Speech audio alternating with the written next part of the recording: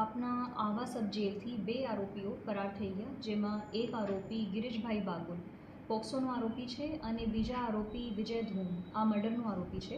અને આ બંને આરોપીઓને શોધવા માટે ડાંગ જિલ્લા પોલીસ દ્વારા 10 ટીમો બનાવવામાં આવી હતી અને આ 10 ટીમોએ કોઈ નાસિક બાજુ, નવસારી બાજુ અને ચેકપોસ્ટ ઉપર તૈનાત હતી અને હ્યુમન અને ટેકનિકલ સોર્સથી પણ શોધવા માટે પ્રયત્નો કરતી હતી. એના સિવાય ફોરેસ્ટ કોમ્બિંગ પણ કરવામાં આવી અને આ બંને આરોપીઓમાંથી એક આરોપી ગિરીશભાઈ બાગુલને કાલ સાંજે પકડવામાં આવ્યો છે અને એક આરોપી જો વિજય ધૂમ છે હજી ફરાર છે અને એમને શોધવા માટે પ્રયત્નો ચાલુ છે. આ એક આરોપી ગિરીશભાઈને પકડવા માટે ડાંગ જિલ્લાના લોકોને બહુ મદદ કરી પોલીસને અને એના માટે ડાંગ જિલ્લા પોલીસ વતી હું બધાને આભાર માનું છું.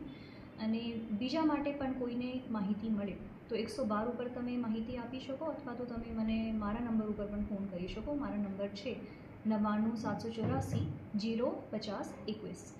અને આ જે 4 જેલ ગાર્ડ્સ છે જેના બેદરકારીના લીધે આ બનાવ બની ગયું, એના વિરુદ્ધમાં આવા પોલીસ સ્ટેશનમાં એક FIR પણ કરવામાં આવી છે અને આ 4 કર્મચારીને અરેસ્ટ પણ કરવામાં આવ્યું છે.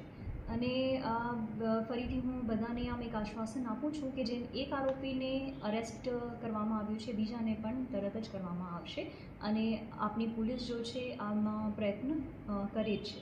જય હિન્દ.